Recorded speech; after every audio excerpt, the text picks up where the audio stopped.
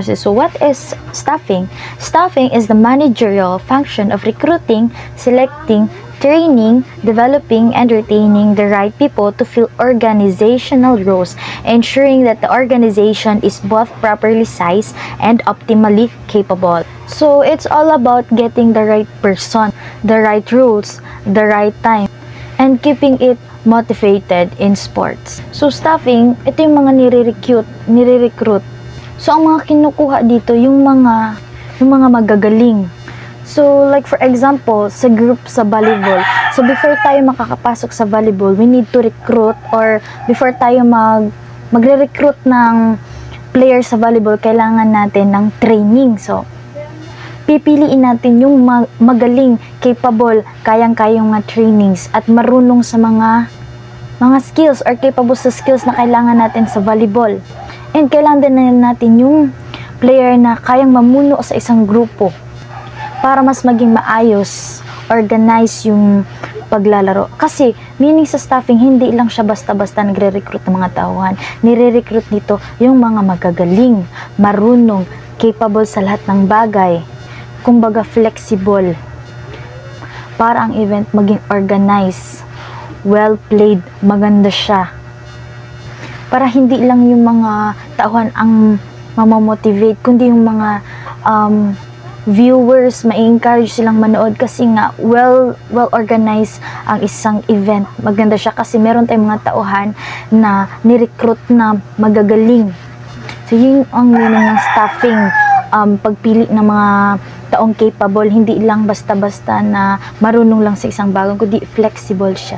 So good staffing, nakakatulong ito. It helps teams perform better, run events efficiently, and stay financially healthy. It will help the event more organized.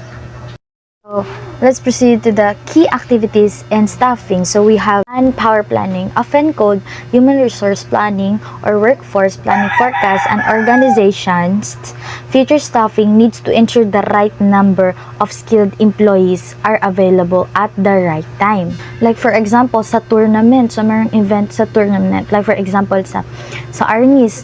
So sa ARNIS, magre-recruit, doon na yung papasok ang manpower planning. So sa ARNIS, merong 3 judges. Sila ang mag-check kung sa sparring.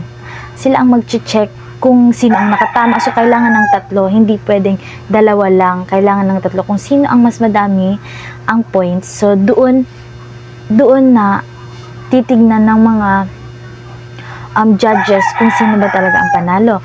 And then, meron ding referee. So, dito napapasok ang manpower planning sa event na dapat wala pang event, meron nang inilaan na coaches, meron nang inilaan na trainers para sa pagdating sa event, sa tournaments, well-organized siya.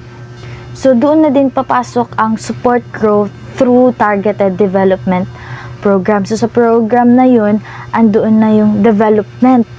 Hindi na siya sa bulakan. So, sa manpower planning naman, so before pang event, kailangan na ang manpower planning para hindi magkaroon ng conflict pagdating sa tournament. Hindi nakukuha ng ganyan, hindi nakukuha ng coaches, ng on the spot. So, meron nang nakalaan na mga staff para sa events na yun. So, para wala ding overstaffing, para ang budget din nila is organized. So, recruitment and selection. So, attracting applicants and choosing the best people for each job. So, like for example, the club posts a trainer opening online. So reviews 30 applications, conduct 3 interviews, run and select a certified strength and conditioning coach with experience in youth development. So why it matters? So hiring the right people with the right credentials reduces injuries, improves performance, and enhances team morale. Hindi lang basta-basta magre-recruit or magse-select ng mga tao na hindi capable sa isang sa isang event na walang alam. So, kailangan capable siya, well-trained, naka-align sa kung anong skills na dapat na andun sa isang event na kailangan siya. So, next is training and development. So, what it is, teaching new staff the specific skills and need and helping current staff improve. So, example, sa isang event. So, sa isang event, may mga, like for example, sa management, sa isang event. So, sa mga tauhan doon, sa event na yun, before sila pumasok, before sila naandun sa event na yun, tinitraining sila and dinidevelop or nagdine-develop yung skills nila. So, dito naman, nag-i-equip sila ng mga taong ititraining nila para ilagay doon sa roles na yun na gagawin nila in that event. Para ang event ay well-trained, teams handle high-pressure situations better, such as live events, reducing errors, mga enhancing fun experience din. It also promotes retention, career growth, and soft skills like leadership and communication. So sa paraan na nun, mas magiging trained ang mga tauhan. So hindi lang meron ding mga modules na trainings doon kung paano ba may mga definitions and paano ba maging mas magaling o mas maganda para doon sa event na yun, para ang event ay magiging smooth. And this approach yields cost savings through fewer mistakes and stronger teamwork.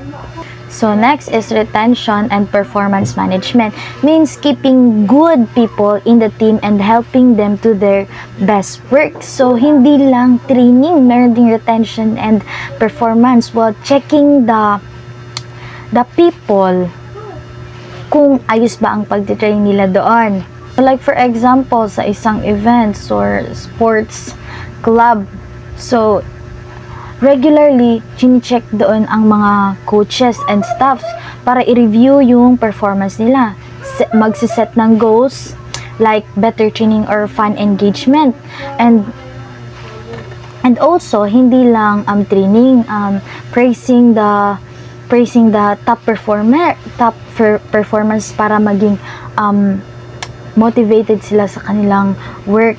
And also, like for example, 'di ba, sa mga merong mga bonuses para mas ma-encourage sila mag-work and mas maganda ang kinalalabasan or mas ma-encourage sila mag-work kasi nga may mga top praises performance din, which is pinupuri yung mga ginagawa ng mga coaches para mas ma-encourage sila gawin yung mga work nila. So, my next topic is meaning of international management. So, international management in the sport industry means the same basic rules of management like planning, organizing, leading, and controlling, but applying them in a worldwide setting. So, since sports today are not just local but global, like for example, Olympics, FIFA World Cup, NBA, or international boxing. So managers need to think beyond their own country. They have to consider differences in culture, laws, traditions, and even fans from different parts of the world. So managing sports internationally means making sure teams, events, and organization is work smoothly even if players, coaches, sponsors, or fans ay galing sa ibang lugar. So the next is international shipping environment. So the international shipping environment really means the global environment where sports happen. So yung sports managers, hindi lang nagpo-focus sa isang place or one country. They also have to think about the bigger worldwide picture. Like for example, international sponsorships. So companies from different countries is nag-support or advertise during the sports events. And the next is athletes transfers. So players can move and join teams in other countries. So yung managers need nila i-handle yung yung contracts and roles ng tama. And the next is sports marketing. So yung sports, napopromote siya not just locally, but to all fans around the world. And the last but not the least is media coverage.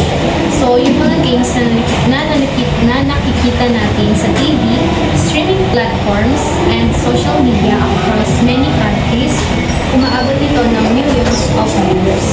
So in simple terms, yung international management in sports is about organizing and running sports successfully on a worldwide level. So, minimake sure nito na lahat ay pantay-pantay, well-managed, and beneficial sa both athletes and sa organizations, while also encouraging cooperation between different countries. That's it. So, good afternoon, everyone. My topic is challenges and opportunities in international ship. So, like for example, sa challenges as international of cultural difference and communication. Like for example, sa football, an American coach managing a team European League.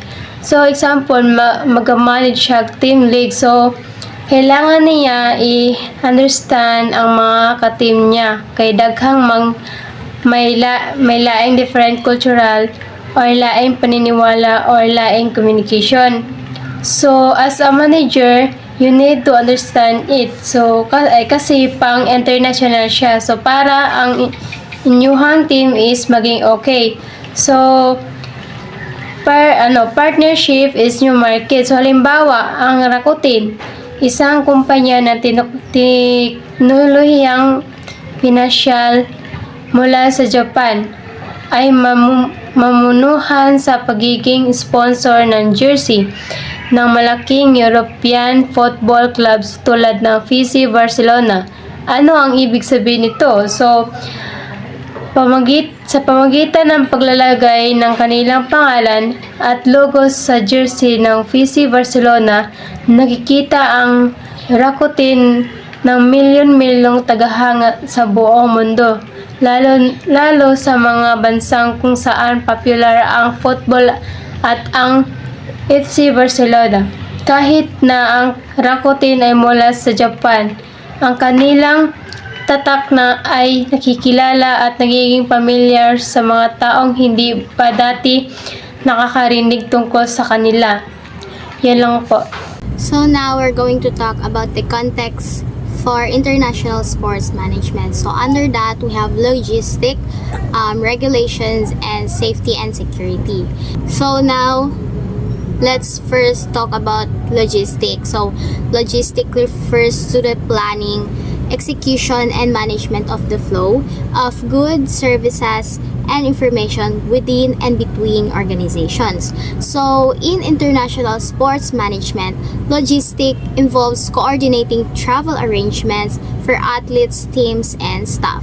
So, under logistic, dito minamanage or ina-arrange yung mga travel needs ng mga athletes, team, and staff. So, under logistic, we have travel arrangement, equipment management, and scheduling. So, travel arrangement, booking flights, accommodations, and local transportation. So, travel arrangement is sila yung nag-arrange ng mga booking flights for athletes, teams, and staff. So equipment management is ensuring that all necessary sporting equipment is transported to the event location on time. So, equipment management. So, yung mga equipments ng mga athletes, staff, and teams, yung mga equipments na need nila for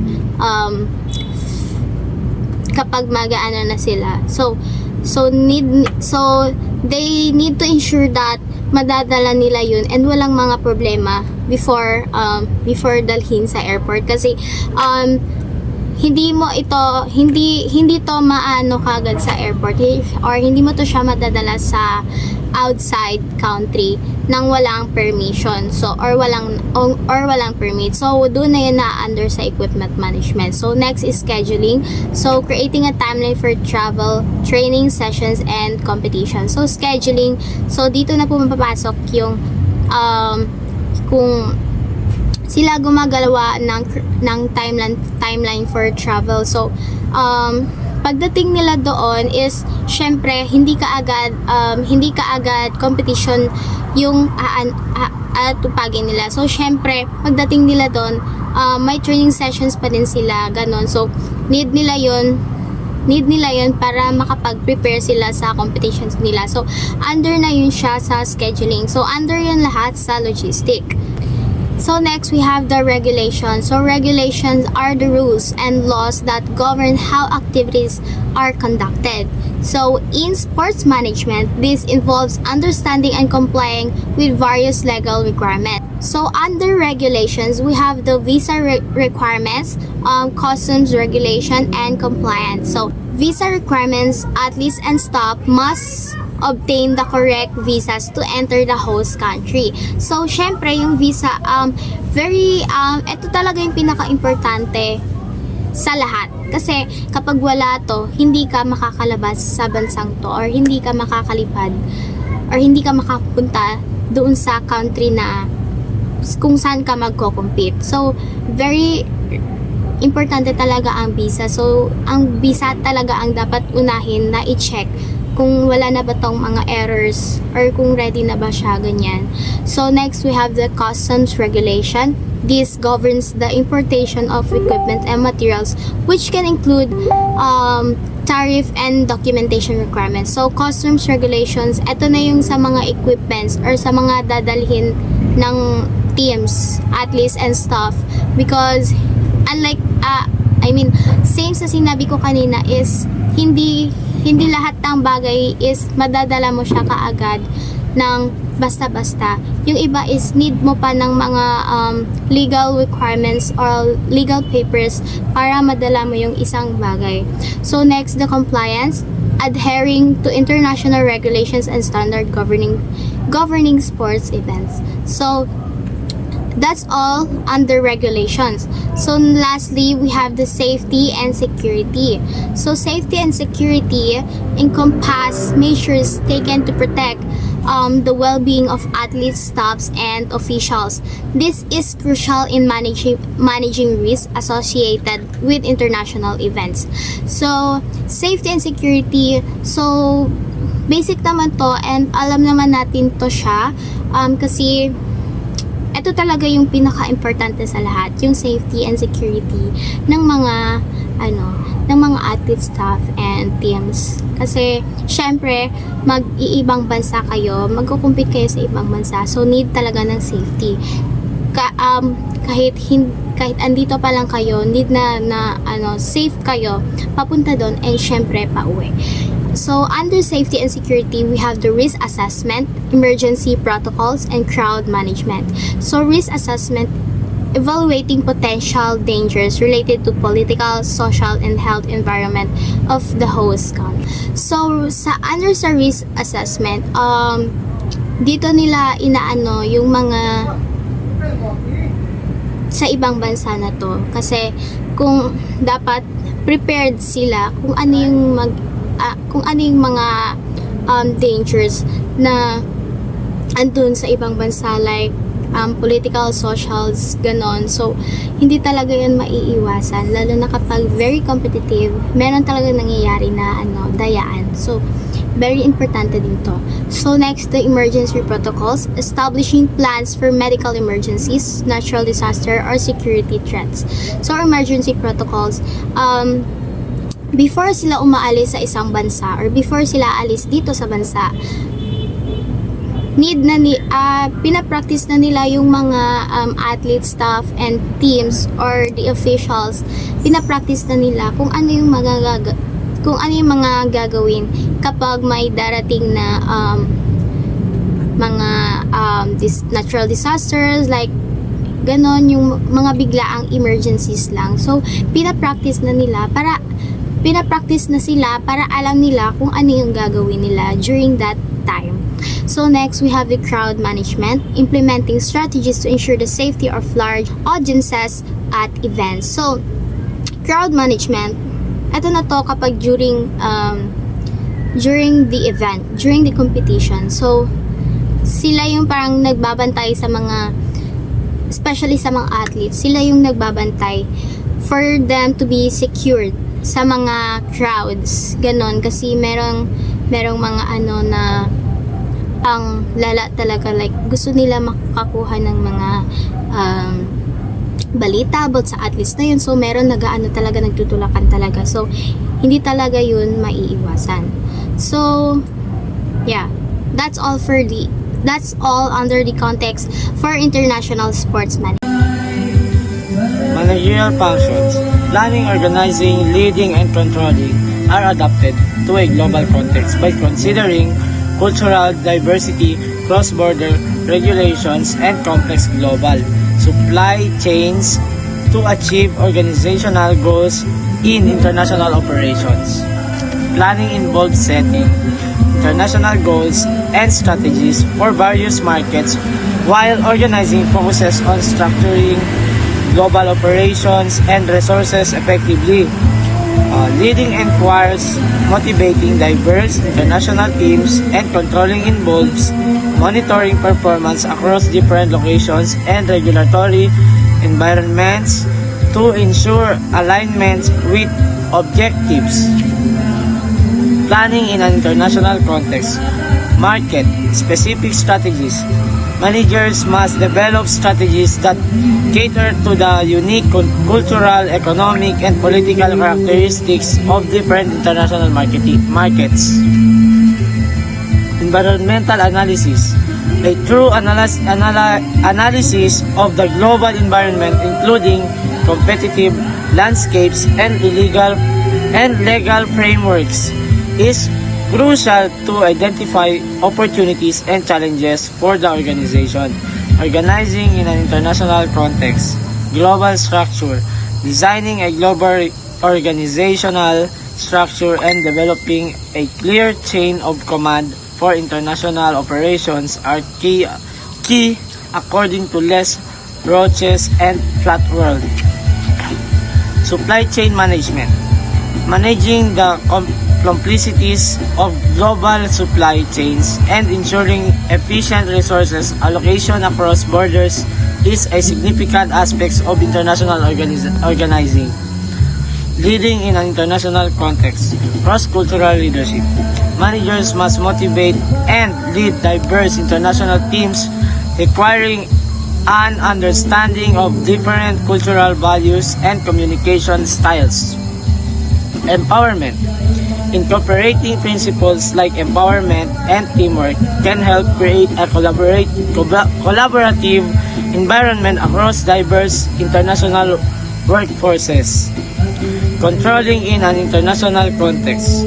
Global performance monitoring activities, and measuring performance across various international locations to ensure strategic alignment with global objectives is essential. Adaptability and correction. The adaptability to make necessary adjustment and correction based on performance feedback from different international markets is vital for sustained success, notes Lumen Learning. Business policy. So, this is involved the nature, scope, and needs. So, nature, scope, and needs for corporate planning or strategy planning is the process of setting long-term goals. So, for a sports organization and formulating a plan to achieve them.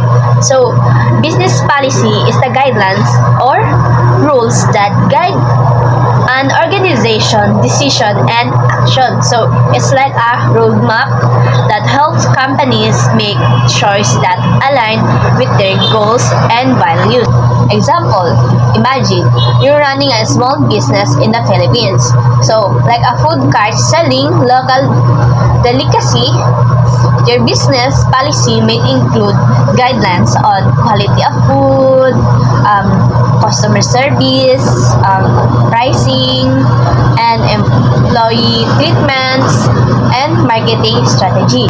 So this policy help you make decisions that ensure your business runs smoothly and achieves its goals. So like becoming the good food card in the Philippines. So in larger companies, business policies are more complex and cover things like corporate governance, financial management, human resources, operations, or customer relationships.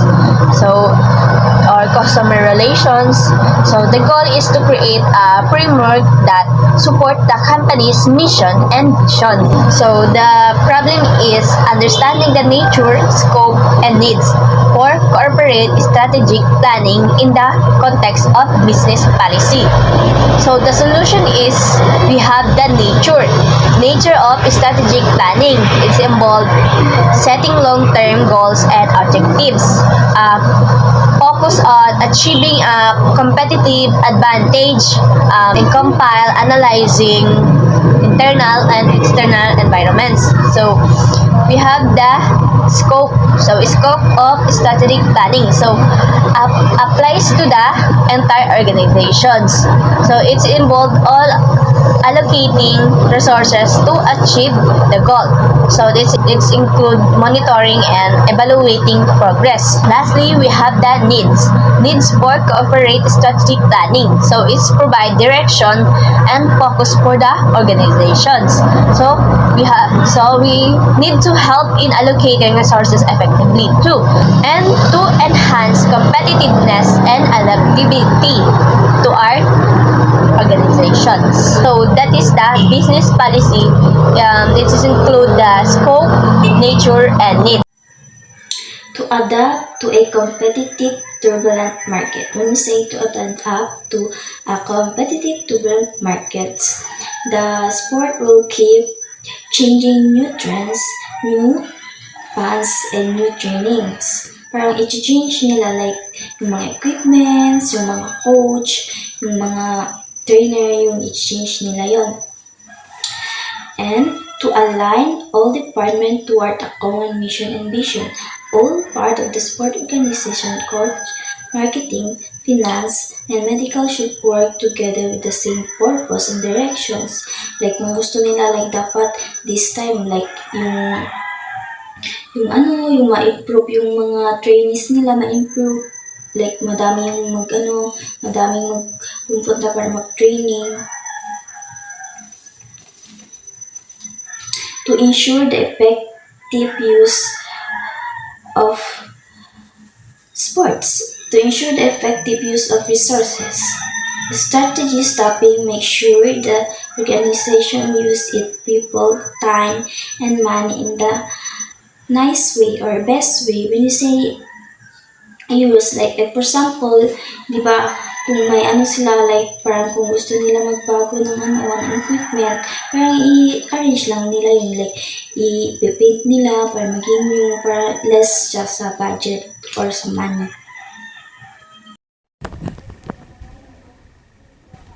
So now I will tackle the strategic management process. The strategic management process is a cyclical and continuous approach used by organization to develop, implement, and evaluate strategies that help achieve long-term goals. This process allows an organization to adapt to internal and external changes while maintaining a competitive advantage. And it involves several interconnected stages that guide decision making It involves several interconnected stages that guide decision making from planning to execution.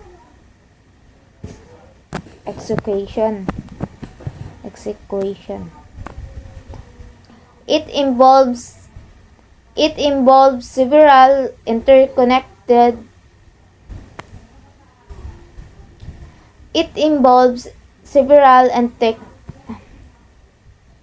involves several interconnected stages that guide decision making from planning to execution.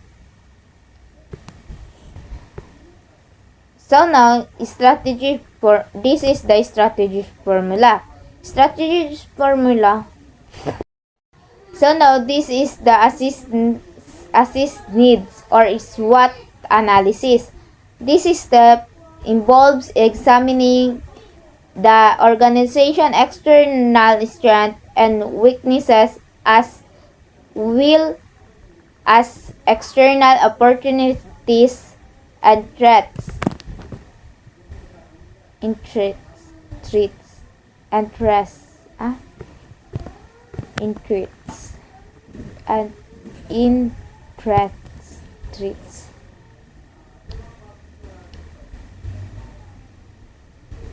So this is the assess needs SWOT.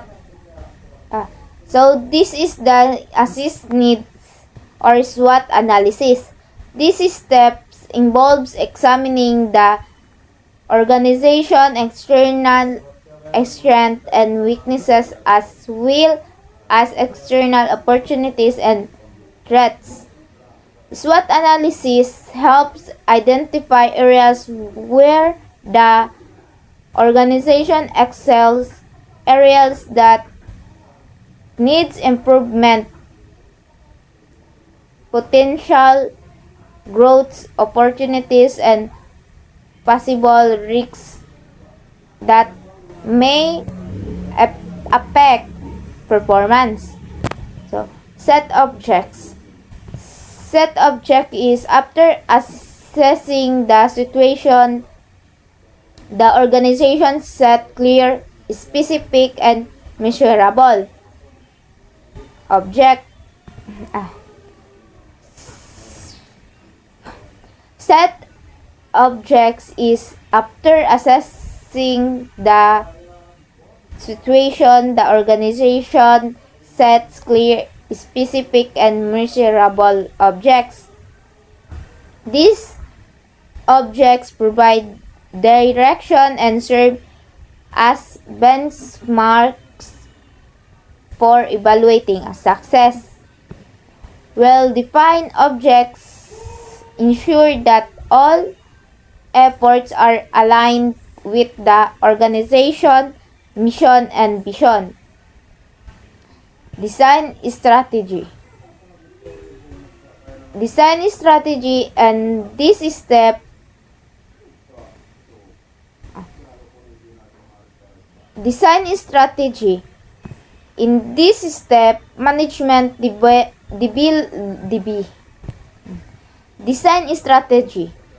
In this step, management develops strategies and action plans to achieve the set objects. This includes selecting competitive approaches, allocating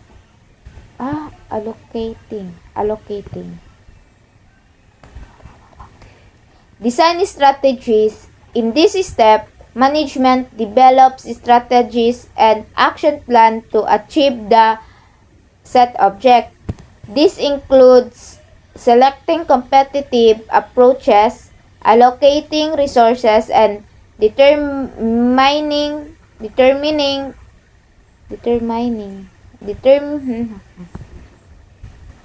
This includes selecting competitive approaches, allocating resources, and determining.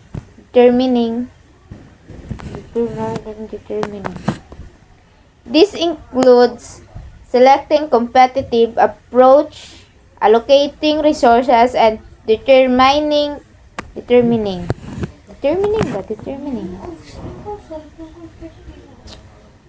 This includes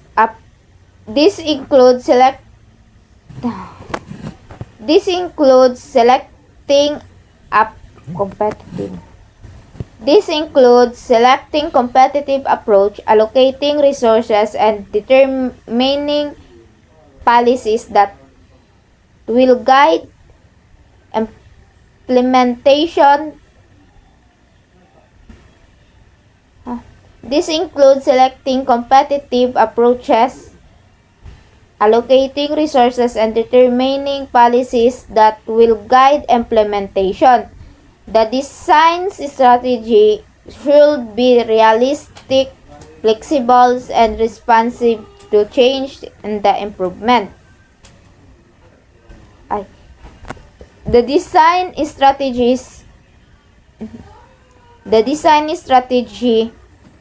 should be realistic, flexible, and responsive to changes in the environment. Monitor progress. Track progress against KPI to ensure the organization stay on course. Ito yung strategies and control na kung saan makakaroon ng monitor para malaman natin kung ang isang organization ay nanatili siyang okay or nasa mabuting kalagayan. Like for example, sa event, kailangan natin i-monitor, analyzing, and collect the data to make an action para malaman kung gaano ba ka-epektibo ang isang strategy na ginawa. Adjustment, which is kailangan maging prepare para ma-adjust kung ano yung mga dapat ayusin kung bakit nga ba ma-met or hindi ma-met ang target sa organization. It's hard